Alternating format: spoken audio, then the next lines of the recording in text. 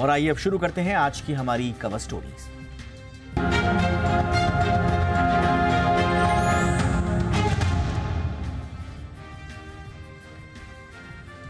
37,000 से ज्यादा मेडिकल छात्रों यानी कि हमारे डॉक्टर्स ने सरकार की मेडिकल एजुकेशन अथॉरिटी को बताया है कि वो ड्यूटी की टाइमिंग और काम के दबाव के चलते मानसिक रूप से बीमार हो रहे हैं, तनाव में रह रहे हैं। यानी जिन डॉक्टर्स पर मरीजों की देखभाल की जिम्मेदारी है उन्हें खुद मदद चाहिए। एनएमसी का इसमें सर्वे किया गया और उसके आधार पर ये बातें उभर कर सामने आई। लेकिन उससे पहले एनएमसी को ये सर्वे क्यों करना पड़ा?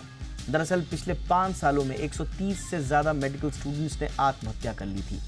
इसके बाद एनएमसी को भी ये सर्वे करना पड़ा और उसमें जो शिकायतें आई हैं, 37,000 से ज़्यादा जो मेडिकल स्टूडेंट्स और डॉक्टर्स हैं उन्होंने अपनी मानसिक परेशानियों को साझा किया। आज हम मेडिकल स्टूडेंट्स और डॉक्टर्स की परेशानियों पर बात करेंगे, समझने की कोशिश करेंगे कि ऐसा क्या किया जाए कि जिससे हमारे डॉक्टर्स जिनके ऊपर जिम्मेदारी है दूसरे लोगों के स्वास्थ्य को दुरुस्त रखने की, वो 70% से ज़्यादा डॉक्टर्स और स्टूडेंट्स, मेडिकल स्टूडेंट्स, आखिर उन्हें बर्नआउट क्यों हुआ है, ये इतनी बड़ी तादाद क्यों है, क्या किया जा सकता है?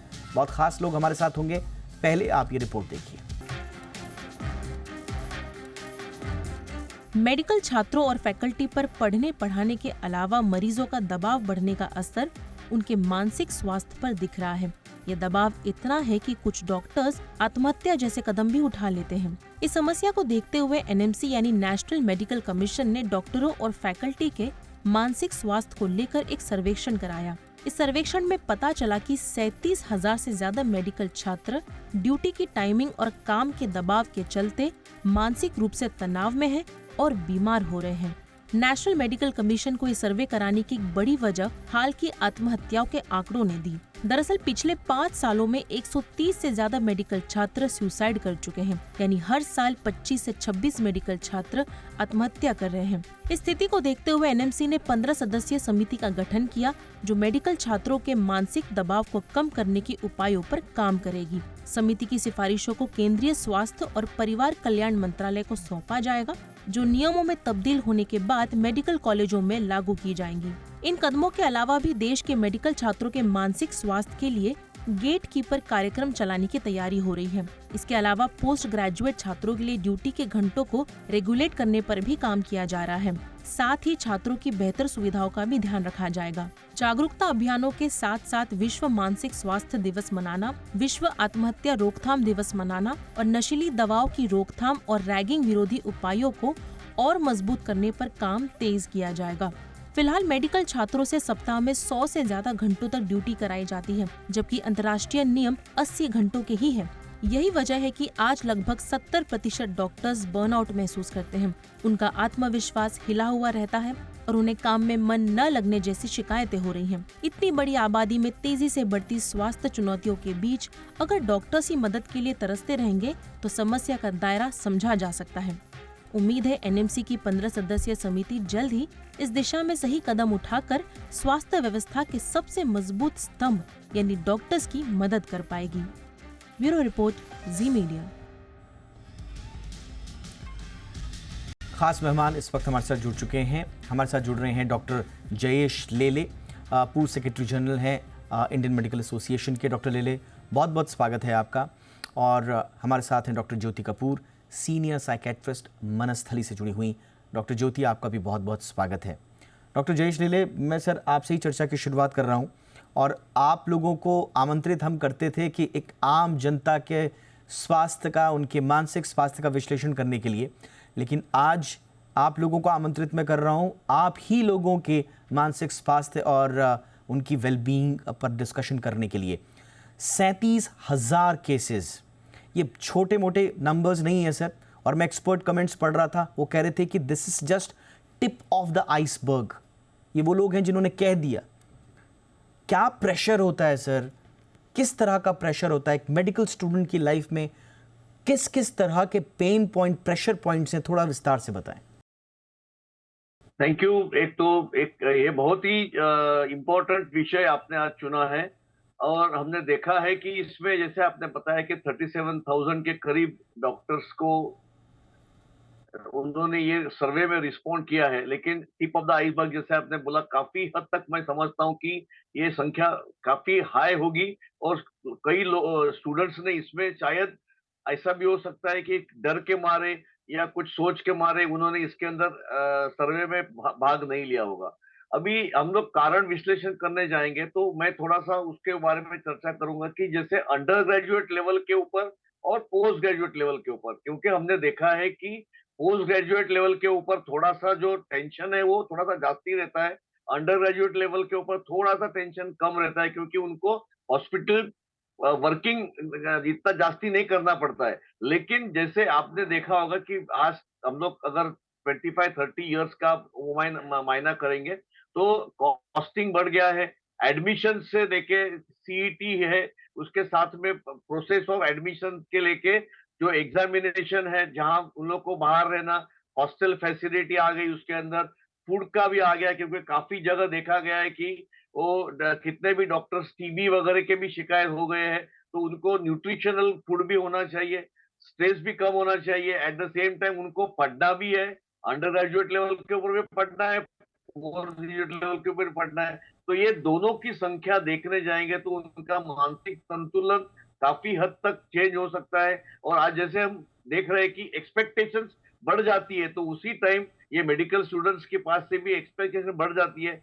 और हॉस्पिटल में भी आज देखा होगा कि वायलेंस बढ़ गया है, वो देख के भी स्टूडेंट डर जाते हैं। कितने जगह पे हम्म। उन्होंने आईसीयू में हो या कोई पेशेंट अगर एक्सपायर हो जाता है रिलेटिव, तो उनके रिलेटिव्स को हंगामा कर देते हैं। तो ये सब कारण के वजह से उनको आज जब मेडिकल में एडमिशन लेने के बाद में जब भी आप वो अंडर ग्रेजुएट पोस्ट ग्रेजुएशन में ट्रेवल करते हैं, तो देखना होता है कि कितने टाइम्स की कितने आवर्स का उनको रेस्ट मिलता है, कितने आवर्स का उनको वर्किंग आवर्स होता है। और काफी हद तक आप जो बोल रहे हैं उससे भी जास्ती वो वर्किंग है, क्योंकि हमने देखा है कि इन इमरजेंसी जैसे बॉम्बे में या कोई बड़े म्युनिसिपल हॉस्पिटल्स में या कॉर्पोरेट हॉस्पिटल्स में हो, तो उनको 24-24 घंटा ड्यूटी भी कभी-कभी करना पड़ता है ड्यूरिंग एब्सोल्युटली। इमरजेंसी। तो एब्सोल्युटली। ये पूरा रेगुलेटेड होना चाहिए, स्टूडेंट्स को फैसिलिटीज अगर हम दे सकेंगे वो भी बढ़ाना चाहिए। एट द सेम टाइम एक रैगिंग का भी कारण सामने आया था, लेकिन रैगिंग जहां तक हो सका गवर्नमेंट ने काफी हद तक रेगुलेट कर चुका है, और हम्म। प्रोफेसर भी इसके ऊपर ध्यान दे रहे हैं। तो हम्म। ये काफी कारण जो हमने आपने देखा होगा कि फूड के कारण से लेके स्ट्रेस लेवल कम करने के लिए उनको हमेशा की तरह जैसे 8 घंटा काम करने के बाद में कुछ आवर्स डेफिनेटली बिल्कुल सर। छुट्टी भी मिलना चाहिए। लेकिन थोड़ा सा हम सिचुएशन का एक ओवरव्यू ले रहे हैं कि कहाँ तक जो हमें समझ में नहीं आता है।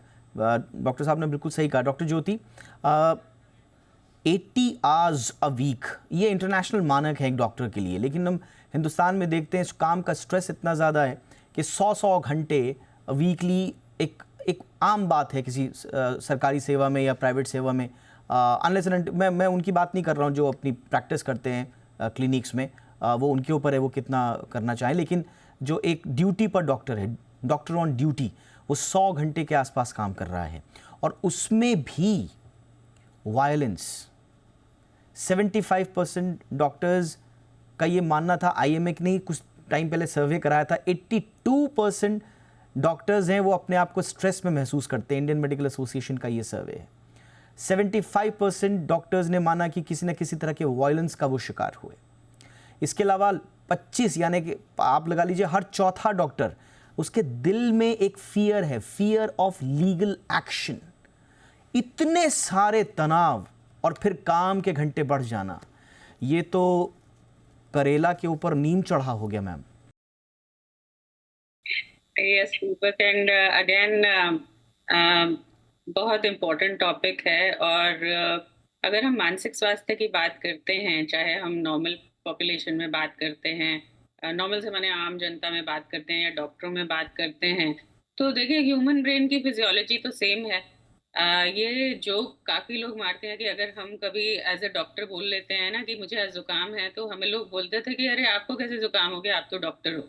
पर सच ये है कि एज अ ह्यूमन बीइंग आप भी वैसे ही अफेक्ट होते हो जैसे कोई भी अफेक्ट होता है।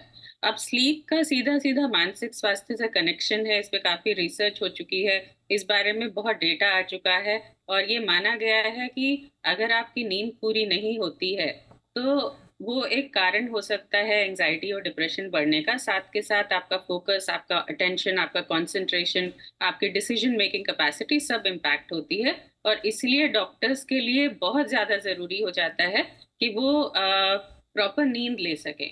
पर जो मेडिकल सिस्टम आज तक चलता आया है, वहाँ पे ड्यूटीज़ 12 घंटे की तो गिनती में होती हैं। उसके बाद जब तक आप राउंड नहीं ले लेते हैं, आप अपने हैंडओवर नहीं दे देते हैं, तो 15 से 16 घंटे जनरली एक अगर हम पोस्ट ग्रेजुएट स्टूडेंट की बात करें, तो 15 से 16 घंटे वो आम तौर पे अपनी ड्यूटी के दिन पे काम कर रहा होता है और उसके बाद पोस्ट ड्यूटी ऐसा नहीं होता कि ऑफ मिल जाता है आपको। आप उसके बाद कई बार ओपीडीज़ भी कर रहे होते हो। तो ये चीज़ है जो हम अंडरस्टैंड करते हैं कि जो ना केवल डॉक्टर को थका रहा है और उसके मानसिक स्वास्थ्य को, उसके शारीरिक स्वास्थ्य को इम्पैक्ट कर रहा है, बट इवन आपके पेशेंट्स के लिए भी खतरनाक है बिकॉज़ आप कॉन्संट्रेट नहीं कर पाएँगे या फ़ोकस नहीं कर पाएँगे। अब हम्म। आपने जो भय की भी बात करी है, देखिए जब आप एक एक नॉर्मल सपोज़ आप एक इंजीनियर हैं और आपको एक मशीनरी के साथ वर्क करना है, तो अगर वो मशीन ठीक नहीं होती है, तो उसका इतना बुरा इम्पैक्ट नहीं पड़ेगा, मतलब जान-माल का नुकसान नहीं पड़ेगा। पर जब आप एक ह्यूमन लाइफ़ के साथ एक्ट कर रहे हो, तो कहीं न कहीं भावनाएँ आपकी जुड़ी हुई होती हैं। एक पर्सनल और प्रोफ़ेशनल जो हम कहते हैं एक बाउंड्री होनी चाहिए, वो बाउंड्री डेवलप करने में, वो मैच्योरिटी डेवलप करने में एक डॉक्टर को बहुत साल लगते हैं। जब एज़ अ स्टूडेंट आप आते हो इस फ़ील्ड में, आप बहुत पैशनेट होते हो, आप लोगों की ज़िंदगी बचाने के लिए आते हो, लेकिन एज़ अ ह्यूमन बीइंग आप धीरे-धीरे रियलाइज़ करते हो कि आपके हाथ में बहुत सीमित अ क्षमता है। हम्म। आप जो आप एक इलनेस को ट्रीट कर रहे हो, आप ट्रीटमेंट अपनी तरफ से बेस्ट दे सकते हो, लेकिन उसका आउटकम आपके हाथ में नहीं है। तो आप देख रहे होते हो, कई बार आप हताश हो रहे होते हो, निराश हो रहे होते हो और लोगों की आपसे एक्सपेक्टेशन है कि डॉक्टर साहब के पास आए हैं तो आप बचा लोगे। तो वो जो तरह का तनाव है, वो दीपक एक अलग ही तरह का तनाव है जो एब्सोल्युटली। जो इस फील्ड में आता है वो समझ सकता है और ऑब्वियसली उससे जूझना डे टू डे लाइफ में डेली उससे जूझना मुश्किल है। कई डॉक्टर्स की ना पर्सनालिटी का पार्ट हो जाता है और फिर लोग ये कहते हैं कि साहब ये तो बड़ा सख्त डॉक्टर है, बड़े बदतमीज डॉक्टर है। लेकिन वो धीरे धीरे, और देखिए इसकी सारी जड़ें आपकी जुड़ी हुई हैं वर्क एनवायरनमेंट से। आप सेफ वर्किंग कंडीशंस डॉक्टर्स को दे दीजिए, आप स्वाभाविक रूप से वायलेंस प्रिवेंशन की गारंटी ले ले सरकार, मेंटल हेल्थ सपोर्ट दे दे डॉक्टर्स को हमारे। और सबसे बड़ी बात जो आज हम कर रहे हैं, जो अपना रोल हम निभा रहे हैं, वो ये है कि पब्लिक को भी ये बताया जाए कि एक डॉक्टर्स किस तरह के चैलेंजेस को फेस करते हैं। एक डॉक्टर अगर आपको लग रहा है कि बहुत सख्त है, बदतमीज है, तो उसके पीछे का बैकग्राउंड क्या है, उनको जब तक आपने अवेयर नहीं किया शायद बात नहीं बन पाएगी। क्योंकि अल्टीमेटली लेले सर, एक हेल्दियर सोसाइटी के लिए तो आपको हेल्थ केयर प्रोवाइडर्स को पहले हेल्दी रखना पड़ेगा। उसकी शुरुआत कहाँ से हो, पॉलिसी में कहाँ से इंटरवेंशन होने चाहिए सर, और with in the doctor fraternity क्या क्या होना चाहिए? जैसे आपने बताया कि जो अभी हेल्थ केयर फैसिलिटी देने वाले हेल्थ केयर प्रोवाइडर्स अगर कमजोर बन जाएंगे, जैसे आपने कोरोना का एक आपको दाखला दे रहा हूँ कि कोरोना के टाइम में हमारे कम से कम 2000 के ऊपर डॉक्टर एक्सपायर हो गए, क्योंकि जैसे उनको वायरल लोड बढ़ गया था, काफी हद तक काम करते थे। और हम लोग यहाँ तो लोगों को बोल रहे थे कि कोरोना में बाहर मत निकलिए, लेकिन डॉक्टर तो काम कर ही रहे थे। तो उसी टाइप से ये जो आप जो बता रहे हैं, तो हेल्थ केयर प्रोवाइडर्स को, डॉक्टर्स को डेफिनेटली एक हम गाइडलाइंस बनानी चाहिए, जिसके अंदर हमको उतना तरीके से अच्छा तरह से अच्छा फूड दे, उनको अच्छी हॉस्टल फैसिलिटीज और रेस्टिंग फैसिलिटी, रिकवरी टाइम। जैसे आपने 10-10 15-15 घंटे काम करने के बाद में अगर आप रिकवरी नहीं हो रही है, तो या तो कॉम्पेंसेटरी ऑफ थोड़ा सा बढ़ाना चाहिए और रिकवरी होना चाहिए। डॉक्टर्स बढ़ाएंगे तो रिकवरी टाइम मिलेगा, नहीं तो रिकवरी टाइम नहीं मिलेगा। क्योंकि जैसे डॉक्टर ने बताया, तो ओपीडी भी करो, आप हॉस्पिटल प्रैक्टिस भी करो, राउंड भी ले लो, और उसके साथ-साथ इमरजेंसी भी आपको टैकल करना है। तो ये सब होने के बावजूद अगर आपका न्यूट्रिशन बराबर नहीं है, मल्टीविटामिन बराबर नहीं है, आपका वैक्सीनेशन भी होना चाहिए। क्योंकि हमने देखा है कि काफ़ी डॉक्टरों को वैक्सीन का भी तकलीफ हो गया था। और वो खुद खुद बीमार पड़ जाते हैं, तो डेफिनेटली उनको ये पूरी चीज ध्यान में होना चाहिए। और फैसिलिटीज अगर हम लोग हॉस्पिटल में रेसिडेंस अच्छा कर देंगे तो उनको रिकवरी टाइम मिलेगा, स्लीप पैटर्न मिलेगा और दूसरे दिन और आके वो अच्छी तरह से काम कर सकेंगे। तो ये पूरे चीज के ऊपर ध्यान देना चाहिए। एट द सेम टाइम डॉक्टरों के लिए एक छोटी सी ओपीडी या कुछ काउंसलिंग सेपरेटली हमको रखना चाहिए, ताकि डॉक्टर और हेल्पलाइन खुद जाके वो ओपीडी में जैसे मिल के उसका जो ट्रीटमेंट है वो पोर्शन तैयार कर सके। जो आईएमए का जो सर्वे था उसमें सबसे वल्नरेबल एज ग्रुप अगर आप देखेंगे वो 31 से 40, जो कि सबसे प्रोडक्टिव एज होता है किसी डॉक्टर के लिए। और मैं कहता हूँ ये प्रोडक्टिव मरीजों के लिहाज से ज़्यादा इंपॉर्टेंट है। 31 से 40 साल के उम्र के जो डॉक्टर्स होते हैं वो सबसे ज़्यादा एनर्जेटिक होते हैं। वो रात में, दिन में, इमरजेंसी के टाइम पर सिचुएशन को हैंडल करने के लिए वो बिल्कुल रेडी रहते हैं। लेकिन सबसे ज़्यादा वल्नरेबल वही हैं। उसमें भी अगर आप फीमेल डॉक्टर्स के पास आ जाएंगे तो उनका स्ट्रेस लेवल सबसे ज़्यादा है। किस किस तरह के स्ट्रेस लेवल है मैंने आपको बताया, लीगल का डर और ये सब। लेकिन इसके अलावा इमरजेंसी ड्यूटीज़, जो इंट्रा डिपार्टमेंटल वर्किंग एनवायरनमेंट है। और एक चीज़ हम भूल जाते हैं डॉक्टर्स के मायने में कि डॉक्टर्स हमें हर वक्त अवेलेबल चाहिए। फैमिली टाइम, उनका फैमिली टाइम क्या है ये कोई नहीं सोचता। इनएडिक्वेट स्लीप ये तो बहुत नॉर्मल सी चीज़ है, लेकिन कोई व्यक्ति अगर अपनी फैमिली को टाइम ना दे पाए। लेकिन ये सारे पेन पॉइंट्स हैं जो मैं चाहता हूं हमारे दर्शक समझें और इसको समझाएं लोगों को भी कि डॉक्टर का एक पर्सपेक्टिव क्या है। लेकिन इसके लिए डॉक्टर ज्योति, जैसा सर ने बताया था शुरुआत में कि इनमें से बहुत सारे लोगों ने तो किसी डर के कारण इस सर्वे में पार्टिसिपेट नहीं किया होगा, को किसी तरह के रिपरकशंस को उन लोगों ने एंटिसिपेट किया होगा तो शायद बचे होंगे। तो डॉक्टर्स के लिए भी ये मानना ज़रूरी है कि अगर उनको हेल्प चाहिए तो उनको मानना पड़ेगा पहले अपनी कंडीशन को, और उनसे बेहतर कौन समझ पाएगा। तो स्वीकारोक्ति बहुत ज़रूरी होगी डॉक्टर ज्योति। बिल्कुल दीपक, और आई थिंक जब डॉक्टर लेले बोल रहे थे कि हमको एक सेपरेट एक काउंसलिंग प्रोसेस स्टार्ट करने की ज़रूरत है, बहुत इंपॉर्टेंट है। Because see I am a psychiatrist और मैंने ये देखा है कि मेंटल हेल्थ के बारे में साइकाइट्रिस्ट को अगर छोड़ दें तो बाकी डॉक्टर्स के अंदर वैसे ही भ्रम और मिथ्याएं हैं जितने की नॉर्मल पॉपुलेशन में है। सेंस ऑफ एक्नॉलेजमेंट या एक्सेप्टेंस बहुत कम है। आधे से ज़्यादा लोग ये मान लेते हैं कि ऐसा तो होता ही है या ऐसा तो होगा ही, और क्या कर सकते हैं। इसको ऑक्यूपेशनल हैजार्ड की तरह हम लेते हैं कि जैसे कि आप कोई पर्टिकुलर काम कर रहे हो तो ये उस ऑक्यूपेशन का नेचुरल हैजार्ड है, तो ये तो होगा ही। तो many doctors do not take help. वो देख रहे हैं कि वो सो नहीं पा रहे हैं, उनका एंजाइटी लेवल बढ़ रहा है या उनका तनाव बढ़ रहा है, पर वो अपने कॉलीग के पास जाके साथ वाले ओपीडी रूम में बैठे हुए साइकाइट्रिस्ट के पास जाके अपनी प्रॉब्लम को डिस्कस नहीं करना चाहते हैं। तो आई थिंक ये एक बहुत इंपॉर्टेंट चीज आपने उठाई है कि डॉक्टर्स को खुद को एक्सेप्ट करने की जरूरत है कि वो तनाव है।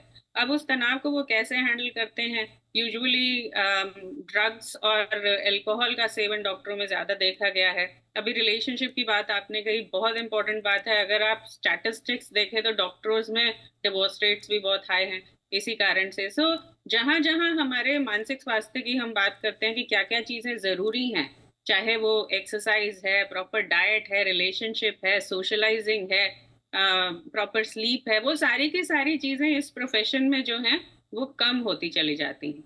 और उसके साथ साथ जो एक समाज में जो एक नकारात्मक इमेज बन चुकी है हेल्थ प्रोफेशनल्स की, वो कहीं ना कहीं बहुत दिल तोड़ देने वाली है। मतलब मैं पर्सनली बहुत महसूस करती हूँ ओपीडी में बैठे हुए जब इस तरह के लोग बोलते हैं कि डॉक्टर्स तो ऐसे करते हैं, वो ऐसी दवाई ले देते हैं या वो कमीशन खाते हैं। अब अगर आप देखें तो as such as a doctor हमको जो पढ़ाया जाता है और जो बेस्ट पॉसिबल हमारे पास अवेलेबल दवाइयाँ हैं और जो टेक्नोलॉजी है हम वही ऑफर कर सकते हैं, और वो फूल प्रूफ नहीं है। लेकिन ये आपके लिए अवेलेबल है। डॉक्टर की इंटेंशन हमेशा मोस्ट ऑफ द टाइम अपने मरीज को स्वस्थ करने की ही होगी। आप कंप्लेंट लेकर आए हैं, लेकिन एक गूगल माध्यम बन चुका है। बहुत सारी ऐसी इंफॉर्मेशन का, मिस इन्फॉर्मेशन का, अनऑथेंटिकेटेड इंफॉर्मेशन का एक विश्वास की कमी आ चुकी है सोसाइटी में। आप पे विश्वास नहीं है डॉक्टर का, आप एक कंज्यूमरिस्ट एनवायरनमेंट में हो। तो जैसे आप पैसे दे के पिज्जा खरीदते हो, आपको लगता है आप पैसे दे के स्वास्थ्य खरीद रहे हो। आप पैसे दे के स्वास्थ्य नहीं खरीद सकते हो। लोगों को कई बार ये भी कहना होता है कि डॉक्टर के पास बार-बार क्यों जाना, वो तो वही दवा लिख देंगे। अगर क्रॉनिक इलनेसेस में आप फॉलो अप नहीं करते हैं, आप डॉक्टर की राय नहीं मानते हैं, आप डाइट फॉलो नहीं करते हैं, तो प्रॉब्लम्स होंगी। तो बहुत सारा फ्रस्ट्रेशन का एनवायरनमेंट हो जाता है एक चिकित्सक के मन में ये चलते हुए। और क्योंकि हम पर्टिकुलरली मेडिकल कॉलेजेस की बात कर रहे हैं, आपने ये भी देखा होगा स्टैटिस्टिक्स में दीपक कि आजकल बहुत मतलब जितने लोग पहले एंट्रेंस एग्जाम दिया करते थे मेडिकल का, कम होते चले जा रहे हैं। बिल्कुल। आज भी जब रिजल्ट आया तो मैं अपने डॉटर के स्कूल के ही बच्चों में देख रही थी, बायोलॉजी बहुत कम बच्चों ने ले रखी थी, मेडिकल बहुत कम लोग ले रहे थे। तो उसका कारण है कि ओवरऑल ये एक लुक्रेटिव ब्रांच नहीं रही है अब ये।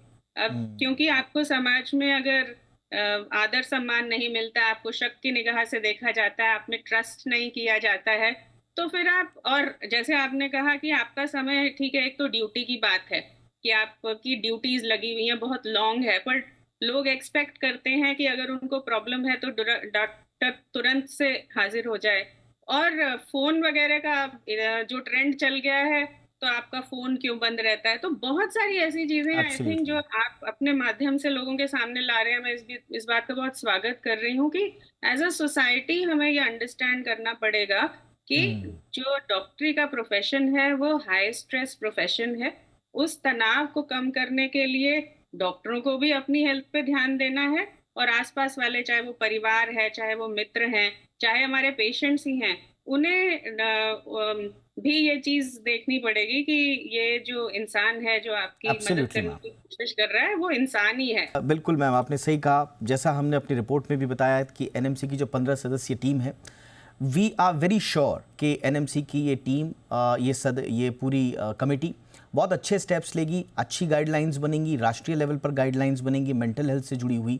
लेकिन एक पार्ट जो हमें एज अ सिटीजन प्ले करना है वो भी बहुत क्रूशियल होगा, और वो ये है कि डॉक्टर के उस पक्ष को समझना जो हम शायद इग्नोर कर देते हैं एज अ सोसाइटी।